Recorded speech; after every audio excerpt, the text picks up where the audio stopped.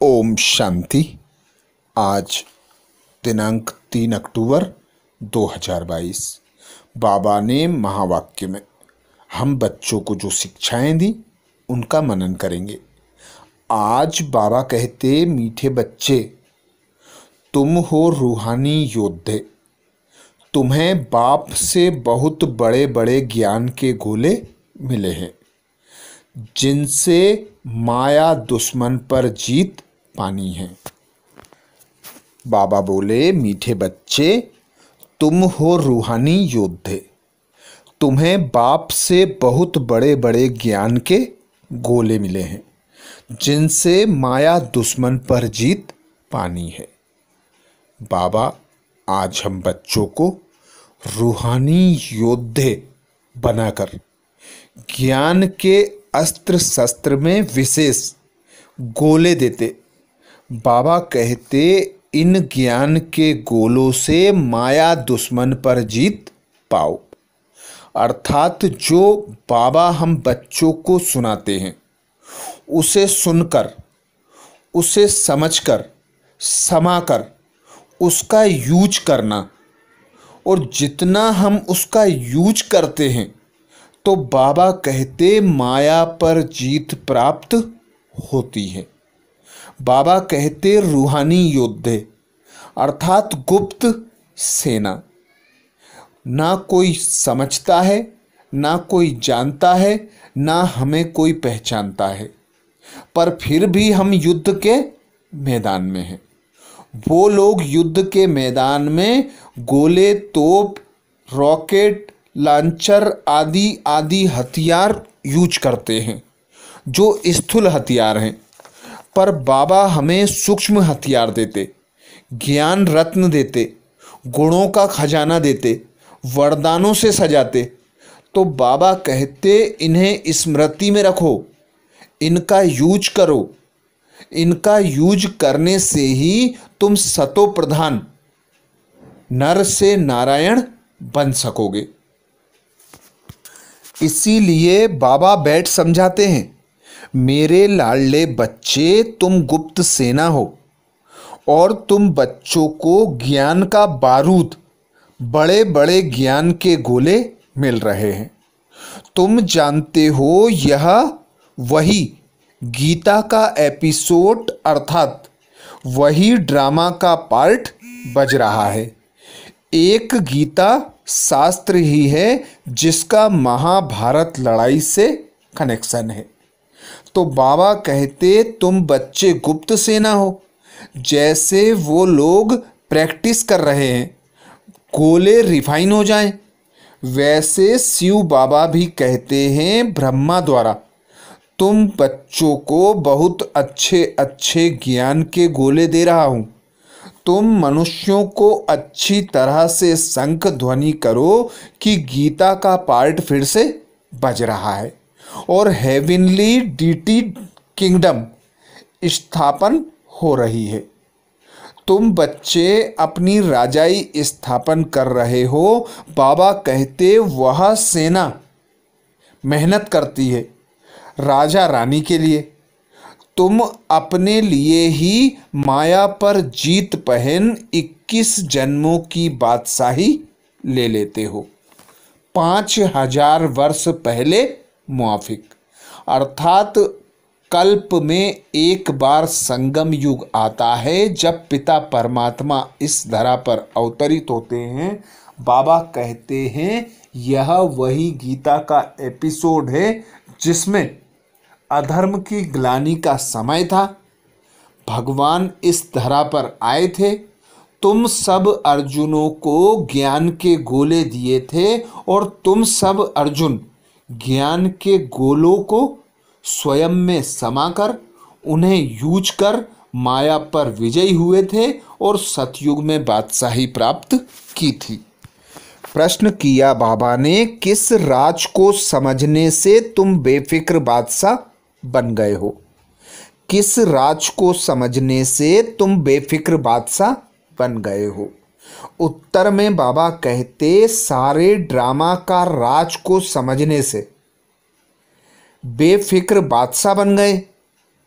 अभी तुम्हें पता है कि हम पुराना हिसाब किताब चुकतू करके 21 जन्मों के लिए ज्ञान योग से अपनी झोली भर रहे हैं।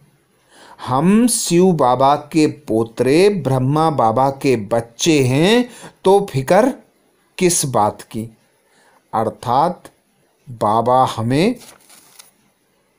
ड्रामा के आदि मध्य अंत की नॉलेज देते, अर्थात त्रिकालदर्शी बनाते, त्रिनेत्री बनाते, स्वदर्शन चक्रधारी बनाते। बाबा हम बच्चों को ऐसा नॉलेज दे देते कि आज क्या है, कल क्या होगा और कल क्या हुआ था। तो सब चीज बाबा कहते नथिंग न्यू है, अविनाशी ड्रामा है। कल्प पहले तुमने जैसा पार्ट बजाया था वैसा ही तुम अब बजाओगे। तो ड्रामा की हर सीन को साक्षी होकर देखना, सर्वशक्तिमान पिता को अपना साथी सहयोगी बनाकर हर परिस्थिति पर विजय पाना, साक्षी होकर ड्रामा के खेल को देखना। तो बाबा कहते साक्षी होकर ड्रामा देखने से बड़ा मजा आता है। हलचल की परिस्थितियों में भी आप बच्चे अचल बेफिक्र बादशाह बन जाते हो। इसीलिए बाबा कहते ड्रामा को रिपीट जरूर होना है। हम तो बेफिक्र बादशाह हैं, परम पिता परमात्मा शिव के पोतरे हैं, उनको क्या परवाह रखी है। यह है राजयोग। बाबा कहते हैं अब पुराना हिसाब किताब खलास करो, इनसे बुद्धि योग हटा लो, फिर जितना ज्ञान योग से जमा करेंगे उतना तुम्हारी झोली 21 जन्मों के लिए भरती जाएगी। इसमें डरने की तो कोई बात ही नहीं है। बाबा तो देने वाला है। बाबा कहते हैं जो कुछ तुम्हारा है सो कुर्बान कर दो, अर्थात एक अंतिम जन्म के लिए मुझ पर बलि चढ़ जाओ और 21 जन्मों के लिए बादशाही प्राप्त करो, बेफिक्र बादशाह बन जाओ। आगे बाबा समझाते तुम जानते हो हम जीवन मुक्ति में जाने के लिए पुरुषार्थ कर रहे हैं, जिसमें ज्ञान की दरकार है।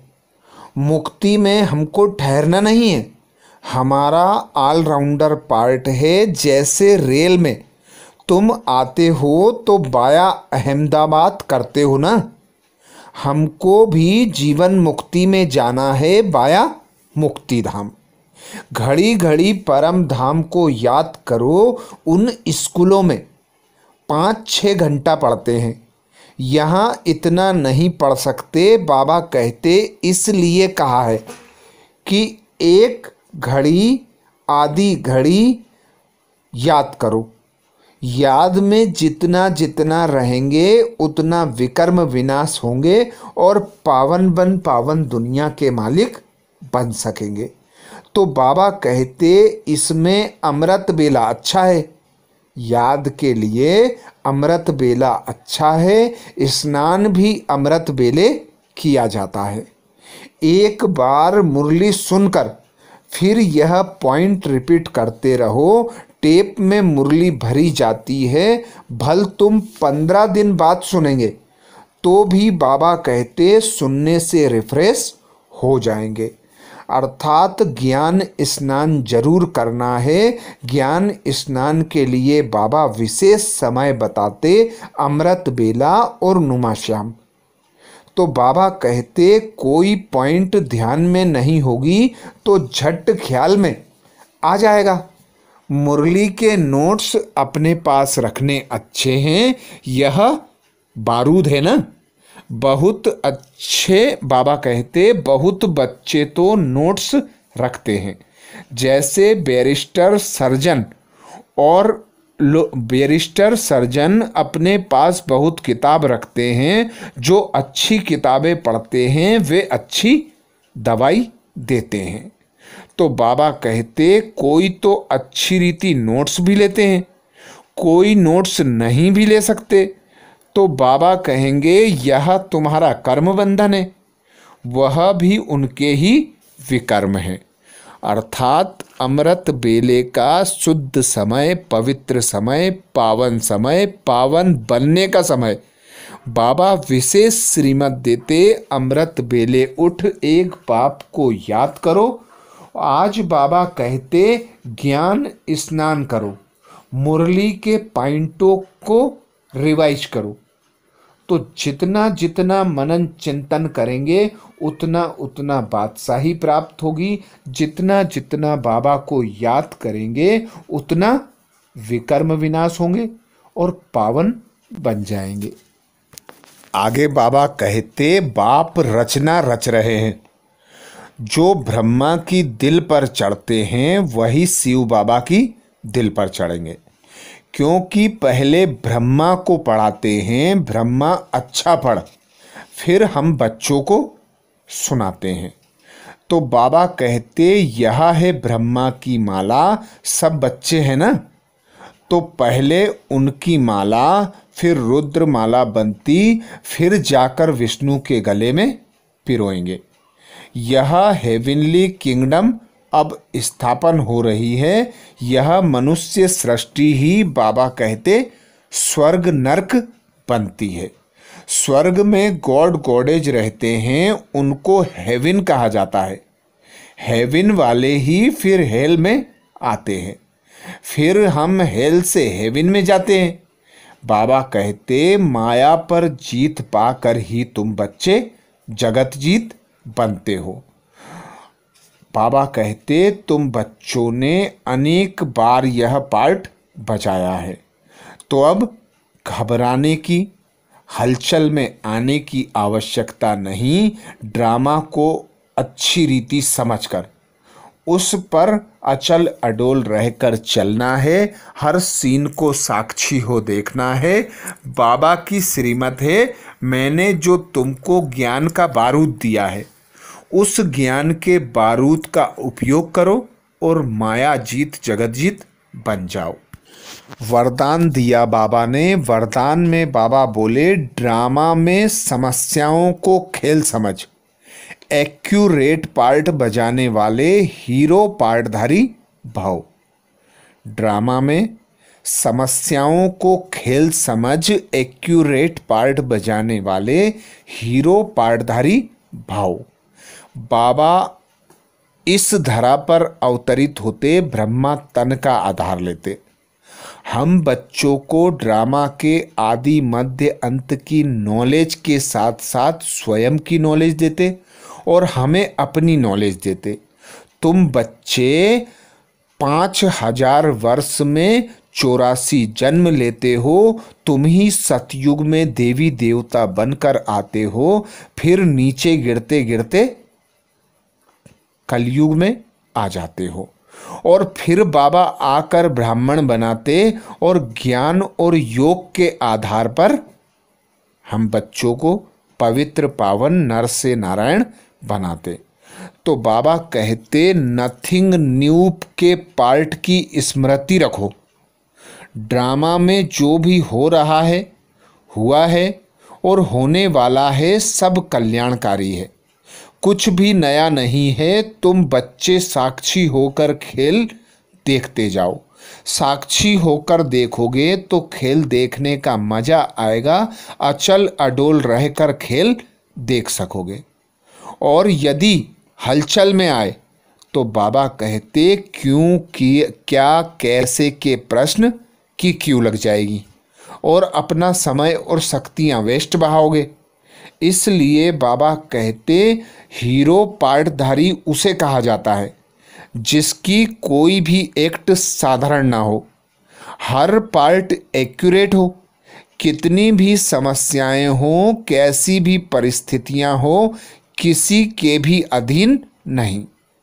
अधिकारी बन समस्याओं को ऐसे पार करें जैसे खेल खेल में पार कर रहे हैं।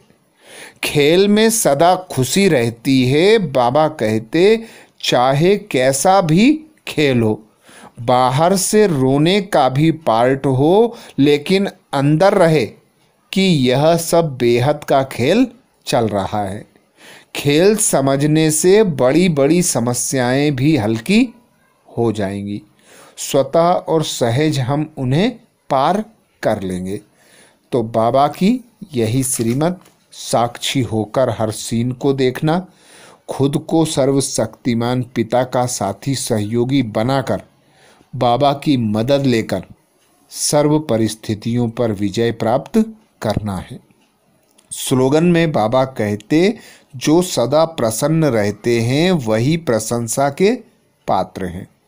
जो सदा प्रसन्न रहते हैं वही प्रशंसा के पात्र हैं। अर्थात प्रसन्न वो रहते हैं जो संपन्न, संपूर्ण, भरपूर होते हैं, इच्छा मात्रम अविद्या होते हैं। तो बाबा कहते हैं ब्राह्मण जीवन का गायन है, अप्राप्त नहीं कोई वस्तु ब्राह्मणों के खजाने में। तो जब सब कुछ प्राप्त है तो फिर प्रसन्नता है, और प्रसन्नता ही प्रसन्न व्यक्ति ही, प्रसन्न बच्चे ही प्रसन्नता के पात्र हैं। अच्छा, ओम शांति।